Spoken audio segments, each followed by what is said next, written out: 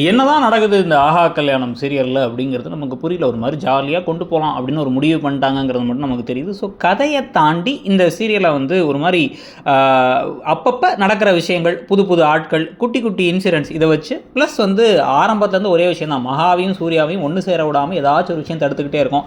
சேருவாங்க, மனசளவில் சேருவாங்க, அதுக்குள்ளே ஒரு பிரச்சனை வந்துடும் அப்படிங்கிற மாதிரி போயிட்டுருக்கும். இப்போ அழகிய வச்சு நடந்த பிரச்சனைகளுக்கு பிறகு இவங்க ரெண்டு பேரும் வந்து படுங்கோமாக தான் இருக்காங்க, பிரிஞ்சுட்டாங்க அப்படிங்கிறதெல்லாம் வந்து ஆல்ரெடி ஒரு நான் வீட்டை விட்டே போயிடுவேன், ஆனால் என் தங்கச்சி கல்யாணத்துக்காகவும் எங்கள் அம்மா அப்பாவுக்காக தான் நான் இங்கே இருக்கேன், அண்டு வந்து தாத்தா பாட்டி அண்டு அத்தைக்காக இருக்கேன் அப்படின்னு சொல்லிட்டு அத்தெல்லாம் தூக்கி போட்டு மிதிச்சுட்டு இருந்தாங்க ராஜலட்சுமி. ஆனால் அவங்களுக்காக இருக்கேன்னு சொல்லிட்டு மகா இப்போ இங்கே இருக்காங்க. ஆனால் மகாவுக்கு ஏதாவது நல்லது பண்ணணும் அப்படிங்கிறதுனால மகாவுடைய சுய கௌரவம் ரொம்ப ஜாஸ்திங்கிறதுனால சரி ஓகே அப்படின்ட்டு இவர் என்ன பண்ணுறாரு, ஃப்ரெண்டை வச்சு ஃப்ரெண்டோட ஆஃபீஸில் வேலை வாங்கி தராரு. ஆனால் அந்த வேலையில் இவங்க என்ன பண்ணுறாங்கன்னா ஒரு மூலையில் போய் உட்கார வச்சு வேலை டிசைன் பண்ண வைக்கிறாங்க.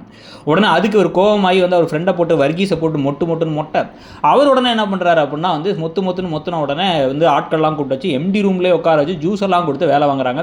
உடனே இவங்க என்ன பண்ணுறாங்க, எம்டி எனக்கு அழகான ஒரு லெட்டர் எழுதி கொடுத்தாரு, அவருக்கு நான் ஒரு புக்கு தரேன் அப்படின்னு ஒரு புக்கு பரிசாக கொடுக்குறாங்க. அந்த எம்டிஆர் அப்படின்னா வந்து கடைசியில் அது சூர்யா தான், ஏன்னா லெட்டர் கொடுத்தது அவர் தானே. ஸோ அதெல்லாம் கேட்டதுக்கு அப்புறமா இவருக்கு ஒரு மனசு கண் கலங்கிடுச்சு. நம்ம மேலே இவ்வளோ பாசம் வச்சிருக்காச்சு, அந்த வேலை மேலே அவ்வளோ சந்தோஷப்படுறா, அவளுக்கு ஒரு உண்மையை சொல்லிடலாம், ஏமாற்ற வேணாம் அப்படின்னு முடிவு பண்ணி வீட்டுக்கு போகிறார். ஆனால் வந்து இவரை பார்த்தாலே அவங்க முறைச்சிட்டு இருக்கிறதுனால இப்போதைக்கு சொன்னால் வேலையை விட்டுருவாங்க, அவங்க டிசைன் பண்ணட்டும், காசை கொடுப்போம், அதுக்கப்புறம் வேலையை சொல்லிக்கலாம்னு முடிவு பண்ண போகிறார் சூர்யா.